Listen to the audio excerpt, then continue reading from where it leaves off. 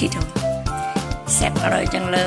ยหอมที่สุดใน3 โลกเลยอันนี้แกงหน่อไม้เด้อสดๆฮอนๆอันนี้ลวกผักเมนูโปร